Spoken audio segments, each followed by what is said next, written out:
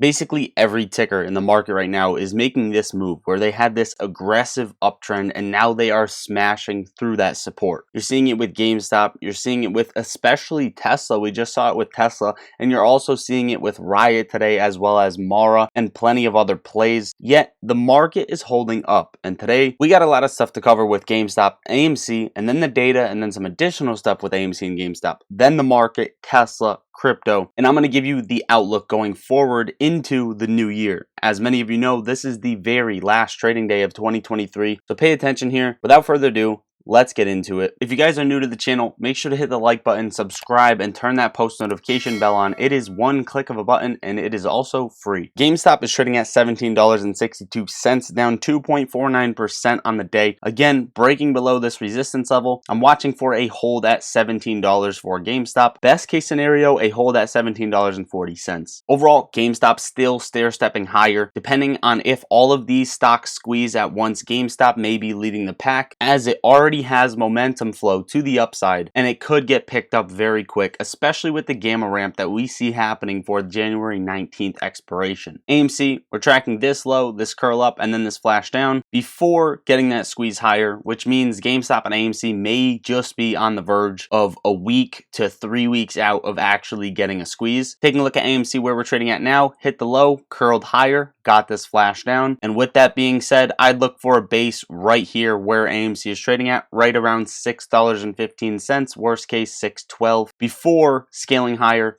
as soon as the new year starts. Now, I want to quickly touch on the numbers for you before we get into some information. 4.1 million shares available to borrow against AMC, 17,000 calls compared to 14,000 puts expiring in the money, and then 84,000 calls expiring out of the money. So we are slightly winning on the options chain. Not much volume, not much happening with AMC until it decides to pick up, and then you will see that gamma ramp happen for January 19th expiration with about 172,000 call contracts. And yesterday's video, we talked about how people are betting way far out on the options chain, such as $30 on AMC and then $120 plus on GameStop. AMC yesterday also had 332,000 short exempts. So this little run that we had here pushing us up to $6.50, the algorithms wanted it to push higher, but again, market makers are putting that cock block right in the middle of the momentum, trying to throw the rock in there. Vortex showing 8.78% short interest on AMC, has been varying between 10 and 8% lately. We know it's much higher. GameStop, 300,000 shares available to borrow, 8,000 calls compared to 2,000 puts. We are winning on the options chain, plus 50,000 people betting that GameStop is going to go up this week as well. So if we see a pop towards end of day, hopefully we see more contracts go in the money, but as of right now, this is going to market makers, and GameStop is selling off with the rest of the market. Either way, I don't think anyone who bet puts is actually going to make some money. Short exempt volume, 18,000,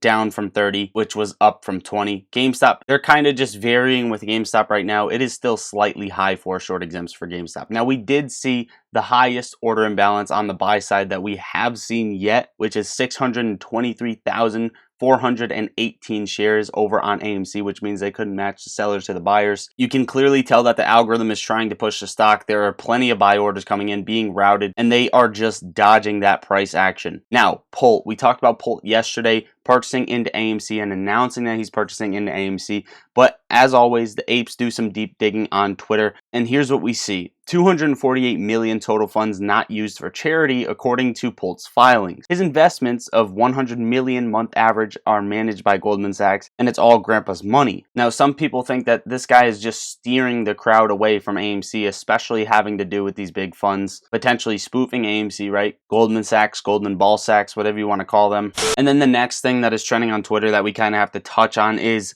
this whole DTCC thing, which we have been talking about. Twitter's late to the party, so if you're hearing about this now, you guys have to subscribe to the channel and have post notifications on. Yes, GameStop, DRSing your shares are still going to be held by DTCC. This doesn't change much. It's not like you actually have ownership of your shares. We've previously touched on this, but now it is becoming a bigger thing over on Twitter. Finally, FTX wants to relaunch, which is not going to be good news for any sort of ticker, any sort of squeeze play, because FTX is kind of tied with short sellers in allowing them extra loopholes to bring a company down unnaturally, and FTX is trying to relaunch and screw over their customers like they already did by giving everyone Bitcoin back at 16K, even though it's trading at above 43K. Now, to start the brand new year, it looks like it's all sunshine and rainbows on the media. Stock market is hitting an all-time high, record high in the final trading day of 2023. This is a record for the year. Wall Street expects a climb, yada yada yada. Yet you're seeing all of these big names sell off. So taking a look at the S&P 500, we're trading at 475.90. We touched a resistance level at 477.50 that I said we would hit before 480, and we are getting smacked right there. However, the SPY isn't feeling the same sell-off as Tesla, Riot, GameStop, and you can go down the list, right? It has not broken below the aggressive trend line just yet. And with that being said, that would bring SPY at least down to 472.65, 472.70, which shows that the SPY could most definitely retrace for today, retrace for tomorrow, and potentially base right around 468.30. So just watch for a retracement on the SPY. And if we don't get a retracement, watch for a hold at 475.40 or a bounce off of this aggressive trend line, or 475.50, essentially taking us up to 480 by January 2nd, which is the last day of the Santa Claus rally. Now, Tesla got the same slap down, came up, hit resistance, and came back down and based off of support right around 252. Tesla still held trend lines, held previous supports, and as of right now, we are just watching it. I am still in long-term calls on Tesla. I am still extremely bullish on Tesla. And also, if you didn't see my YouTube short yesterday, this Tesla sell-off was a bunch of BS. We saw it in the charts. They brought up old articles from back in 2021 trying to say that it was the new cyberbot, this, that, and the third, when it wasn't. And there was just many misleading articles to put Tesla in a bearish narrative when that's actually not the case. But also, I wanted to show that the Tesla Cybertruck just got in an accident, and the other car, a Toyota Corolla, is absolutely smashed, and it looks like the Tesla Cybertruck is honestly unfazed. If this doesn't make you want to get a Tesla Cybertruck, I don't know what will. Of course, prayers to anyone in the Corolla. Prayers to both in the crash, right? I hope everyone is okay. But either way, this truck is just an absolute monster. $4 more billion in losses for short sellers. But before we get into that, guys, pop in the Discord. The link is right under the video, and I'm going to leave it pinned in the top of comments for you. Come talk with me. I'm in there on the daily. You can request videos from me, and we also just talk stocks and crypto all day long. So if you want to level your trading journey up, level yourself up for the new year, come get in Discord. It's a coffee a month. You don't want to join the Discords that are $40 a month. You're going to be losing money. The benefits you get out of this are well worth it. There are no bad questions. Whether you're a beginner or advanced trader, this is the place to go. Imagine waking up in the morning and instead of coming and trying to figure out what's happening on YouTube, just text the fam in Discord and be like, hey, popping in, what's happening? And you're going to get responses, right? It's a big group chat. Also, guys, the link in the top of the video, the very first one, it's going to be Moomoo. If you sign up and make a deposit like you would Webull or Robinhood or Fidelity or E-Trade, yada, yada, yada, you're going to get up to 15 free stocks, each valued up to $2,000 per stock, as well as 5.1%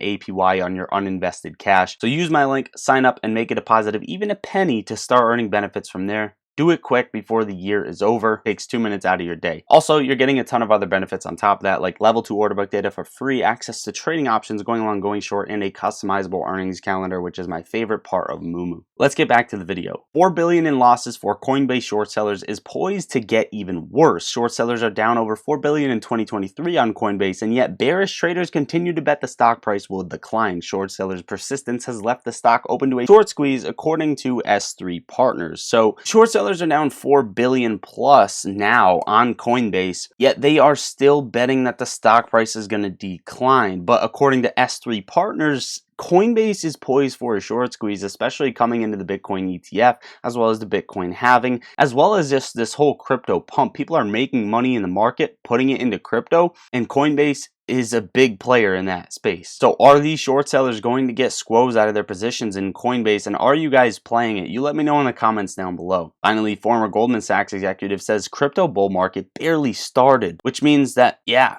short sellers are probably going to get smashed. Speaking of crypto, not much happening with Bitcoin, still playing out the wedge, trading at 42,700. And Mara has been the most actively traded stock on the US stock market over the past 24 hours, reaching 327 million. Speaking of Mara, its other half, Riot, got absolutely flushed down 9%, broke below the aggressive trend line, tested it as resistance, and got absolutely slaughtered. And yes, of course, we got stopped out in the trading challenge, which you can see over here. This is why we use stops, guys. We are still positive on the challenge, but if we didn't use stops, we would be well in the negative, well in the deep. And we used the stop. We had it at $16.53. I was actually trying to raise it, but the flash was so fast down that it didn't even matter at that point. Now, glitch, you let me know. Binance Bitcoin futures trade hit 424,750 per Bitcoin, which you can see up here. We have to fill that gap. Is that going to be the bull run for Bitcoin?